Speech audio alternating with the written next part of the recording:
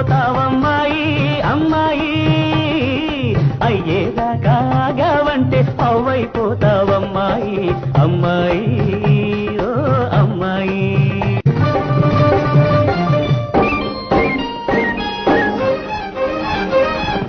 అయ్యో పాపం అత్త కొడుకని అడిగినదిస్తానన్నాను